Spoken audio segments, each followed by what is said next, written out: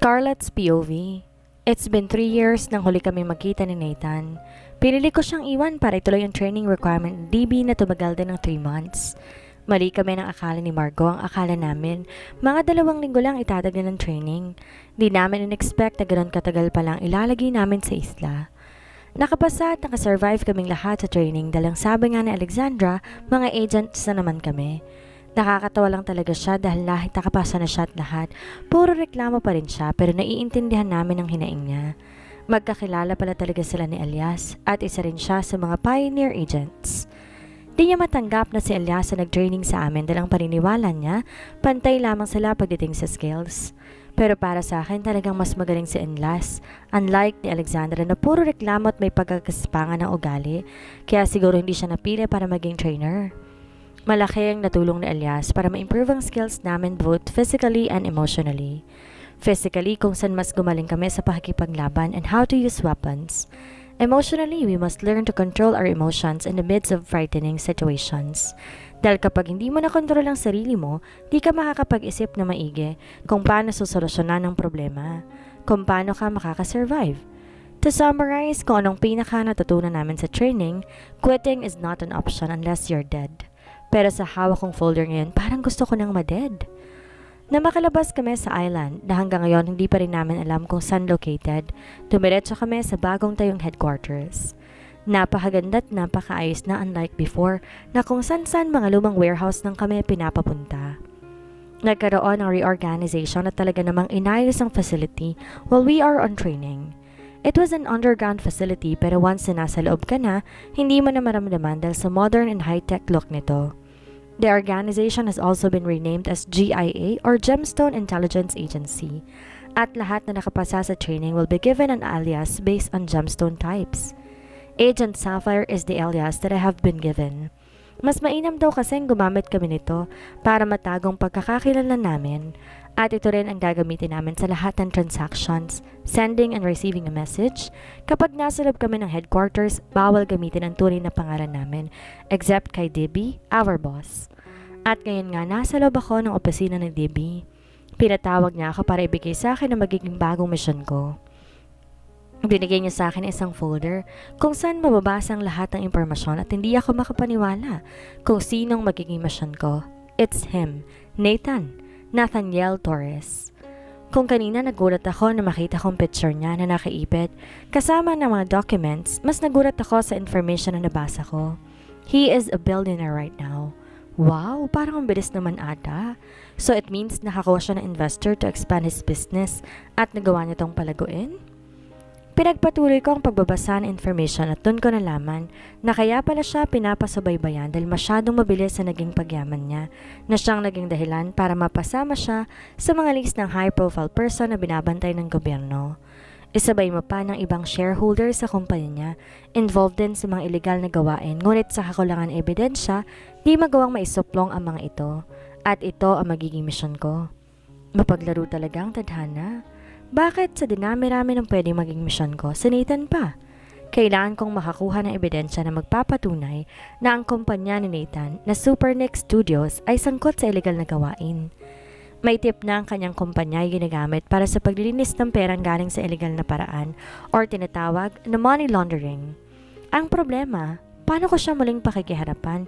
Gayong basta ako umalis na walang paalam at isa pa, this is Nathan.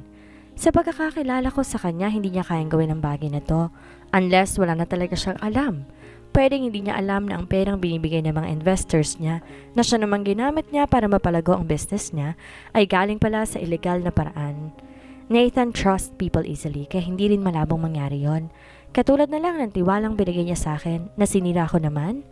May problema ba? Ang tanong ni Debbie na nakaupo na ngayon sa desk niya. Napansin niya siguro ang ekspresyon ng mukha ko. Sinara ko ang folder kahit di ko pa tapos basahin at ipinatong ko sa ibabaw ng desk niya. I don't think I can do this, ang sabi ko. Sumilay ang ngisi sa labi niya at tinusog niya ang folder papalapit sa akin. Di rin naman ako tanga para hindi maintindihan ang gusto niyang mangyari. Hindi ako po pwedeng tumanggi. Napailing ako, di ko na napigilan pa ang sarili ko. I know him, ang sabi ko. Exactly, ang nakangisi pa rin sabi ni Debbie. Gusto ko sanang matawa dahil bakit sinabi ko pa? Wala nga palang maitatago kay Debbie at lahat ng galaw namin alam niya. Panigurado alam na niya na may nakaraan kami ni Nathan. Nagpakawala ako ng isang malalim na buntong hininga. Kinuha ko ulit ang folder at muling binasang kailangan kong gawin. Need kong dumaan sa 2 weeks training para pag-aralan how this company works. Para ma-ensure na ma-accept ako sa posisyon na pag-a-applyan ko. And of course, kaya akong pinili ni Debbie because I'm perfect for this mission. Dahil nakapag part-time job ako kay Nathan na nagsama kami sandali dahil tinuruan niya ako. Pinagpatuloy kong pagbabasa ko. Okay din naman pala, may contact na si Debbie sa loob para masigurong matatanggap ako. Pero teka, bakit need ko pang mag-training ng 2 weeks? Kung sure naman na pala na matatanggap ako. Pinagpatuloy kong pagbabasa and then, alam ko na kung bakit need ko pa din mag-refresher course. Nathan himself always does the final interview. Kailangan patunayan at makonvince ko siya na I was fit for the job, pero di yun ang pinaka-inaalala ko. Ang inaalala ko, no choice ako kung di ang muling pakiharapan siya. Naakala ko pa naman, forever ko na siyang di makikita. Nang pumasok ako sa isla, sinabi ko sa sarili ko babalikan ko siya. Pero nung nakalabas na ako, hindi ko na nagawa. Naisip ko kasi kung babalikan ko siya, gagawa na naman ako ng kasinungalingan. At ayoko nang gawin sa kanya ang bagay na yun. Tinanggap ko na lang na hindi naman talaga kami ang para sa isa't isa. Isinara ko ang folder at muli ko namang ipinatong sa ibabaw ng desk ni Debbie. What makes you think na pagkatapos ng ginawa kong pag-iwan sa kanya, tatanggapin pa niya ako sa buhay niya? Ang seryosong sabi ko. Kung kanina nakangisi lang, ngayon bahagya siyang natawa. Pero yung tawa na parang aasar, kung pwede ko lang batukan to, ginawa ko na, kitang seryoso ako dito eh.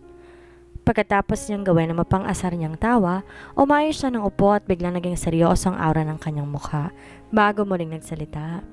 Just to remind you, mag-a-apply ka para magtrabaho sa kumpanya niya para makakalap na impormasyon at hindi para bumalik sa buhay niya. May diin sa mga salita nito. Di halata na galing siya sa pagtawa.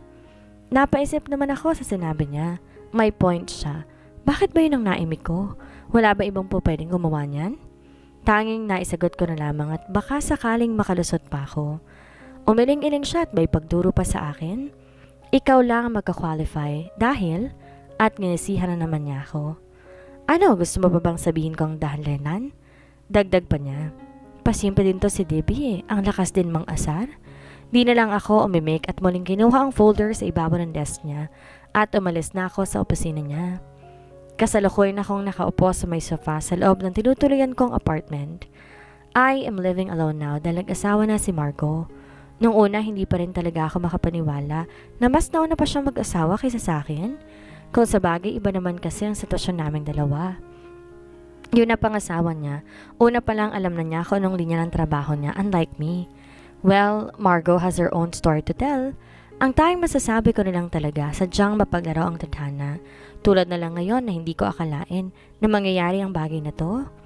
The universe may not always play fair, but at least it's got a hell of a sense of humor. Sa dinami-rami ng tao sa Pilipinas, bakit si Mr. Nathaniel Torres pa ang magiging misyon ko? Hawak pa rin ang folder kung saan mababasa ang basic info about him at tungkol sa company niya. Oh God, lalo siyang gumapo. Hindi dahil sa bilyonaryo na siya or pwede rin isang factor yon, pero hindi rin. Mr. Nathan is so handsome and cute. Ang pinaka-importante sa mga impormasyong nabasa ko, single pa siya, wala siyang asawa. Okay, ano bang sinasabi mo, Scarlett? Hindi na siya sa'yo. Iniwan at pinabayaan mo na siya? Ang saway ko sa aking sarili. Ang sabi nga ni Debbie, ang misyon ko ay ang magtrabaho sa kumpanya niya at di para bumalik sa buhay niya, pero it's basically the same thing. Naisip ko lang, dahil sa gagawin ko ay magkikita talaga kami. Nakahiga na ako't lahat sa kama ko pero hindi pa rin ako dalawin ng antok.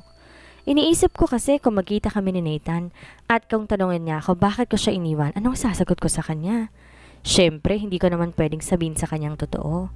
Ngayon pa lang, kailangan ko nang planuhin ang mga kasinungalingan na ilalatag ko na naman sa kanya. I can't believe gagawin ko na naman ang bagay na to eh. Like I'm the worst person ever. Pero wala naman akong magagawa at ang sabi nga ni Debbie, ako lang daw ang pwedeng gumawa sa misyon na to. Sige, pabayaan na lang ang feelings ko at mas mahalaga ang kapakanan ng nakakarami. Dumaan ang 2 linggo at masasabi ko ready na ako para mag-apply sa kumpanya ni Nathan.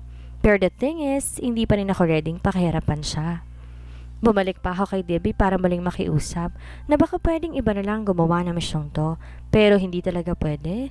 Mas mainam daw na ako dahil may background ako sa software and game testing at mas madali daw ako makakapasa sa kumpanya ni Nathan because of that. Wala na naman akong nagawa at tinanggap na lamang ang misyon ko. At ngayon nasa lobby area ako ng Supernick Studios at medyo kinakabahan dahil ito na, nasa final interview na ako. Nag-apply ako bilang quality assurance tester kung saan dadaan muna sa kamay ko kung anumang software or games ang ginawa ng developer at sisiguraduhin na sunod lahat ng specification and project requirements before being released into the market. Online lang ginawa ang initial interview ko at naipasa ko naman. At ngayon nga pinapunta na ako dito sa office nila for final interview. Di ko pa man nalibot ang loob ng pero masasabi ko super ganda ng office nila. Ito nga lang waiting area pakiramdam ko nasa loob ako ng hotel. Habang naghihintay na tawagin ako, hindi ko maiwasan na ma-amazed sa kung ano man na na-accomplish ni Nathan. Di rin ako makapaniwala na nagawa ni Nathan ang lahat ng to.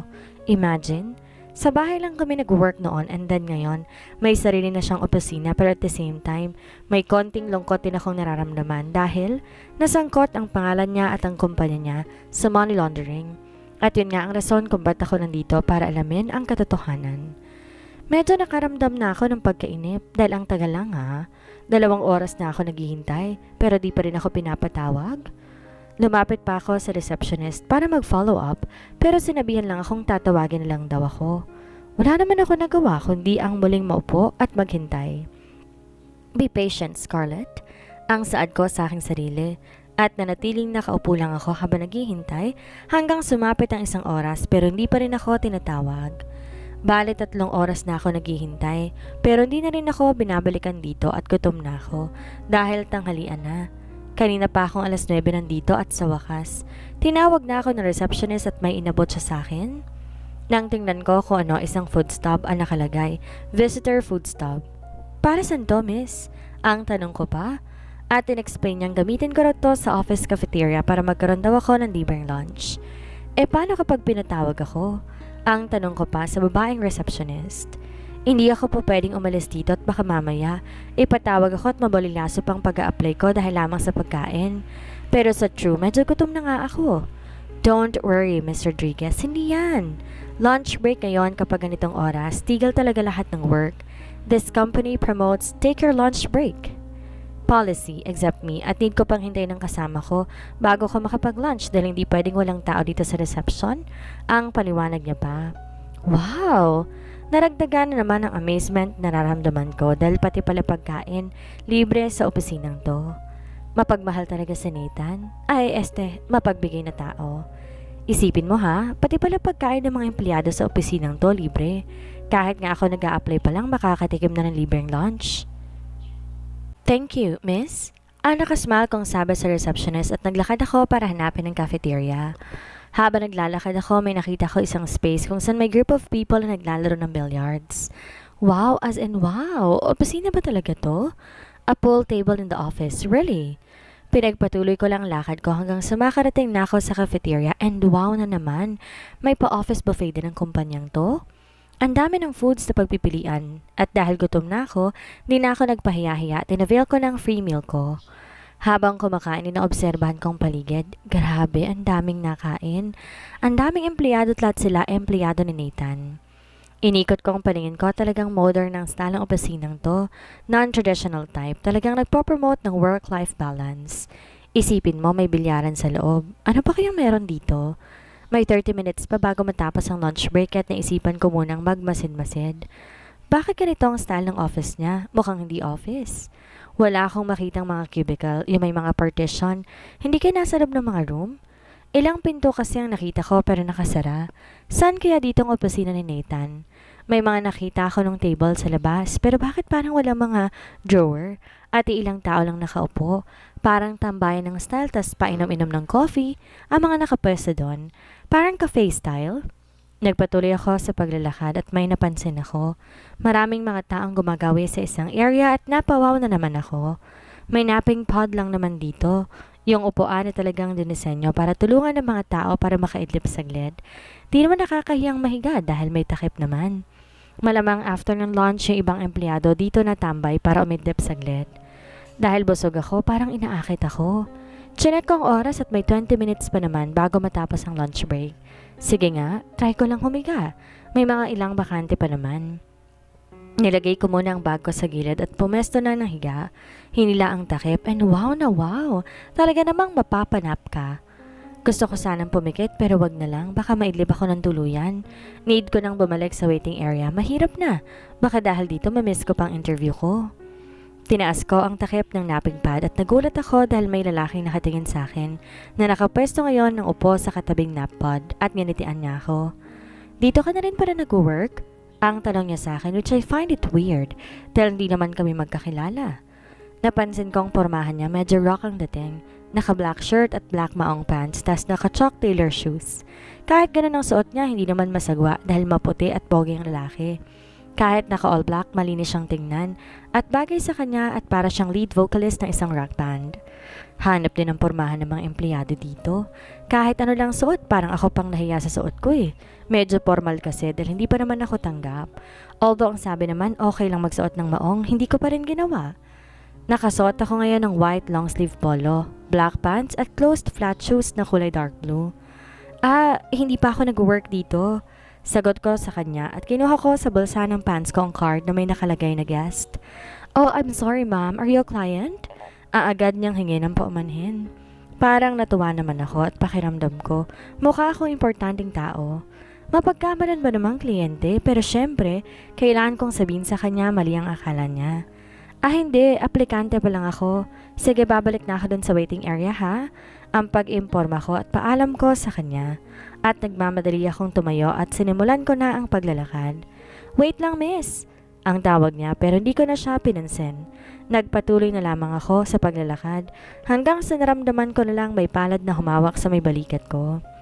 Sa gulat, agad kong nahawakan ang kamay niya na hinawak niya sa akin at pinilipit ko ito. Ouch! Hinabol kita kasi inaiwan mo yung bag mo eh. Baka sa mukha niya ang sakit. Tiningnan ko ang isang kamay niya at hawak ng bag ko, kaya agad ko siyang binitawan. This is bad. Ano bang naisipan ko at nagawa ko yun? Hindi ako nakapagpigil, ang akala ko kasi pervert siya pero gentleman naman pala. Di pa man ako natatanggap pero mukhang magkakaroon na ako ng problema sa workplace. I'm sorry, may fast reflex kasi ako eh. Bigla mo kasi akong hinawakan. Meron kasi akong trauma at ang akala ko bad ka. So yun, kaya sorry again. Ang hingi ko ng paumanhin sa kanya at sana makalusot ang dahilan ko. Inabot niya sa akin ang bag ko. Katangahan ko to eh. Bakit ko ba kasi iniwan ang bag ko? Thank you and sorry ulit. Ang muli kong paghingi ng paumanhin dahil sobrang nakakahiya talaga ang ginawa ko.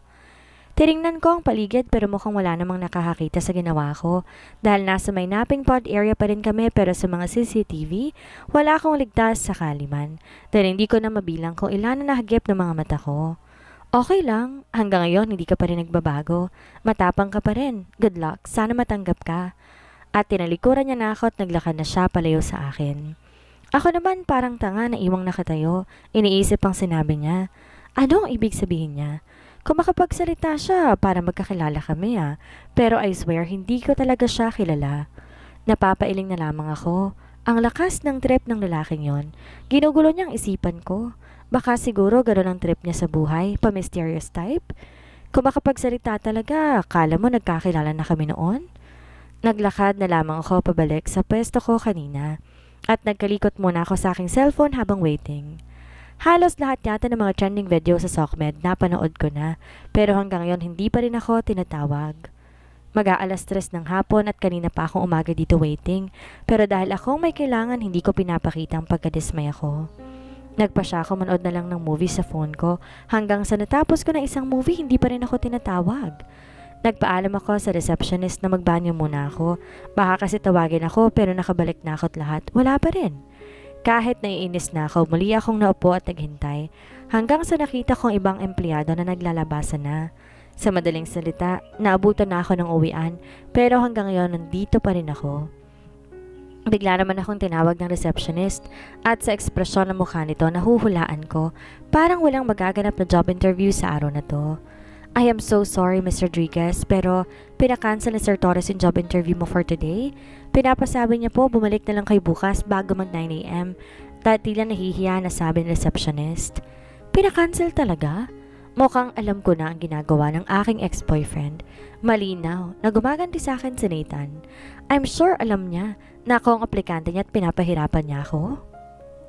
Heto na nga bang sinasabi ko eh.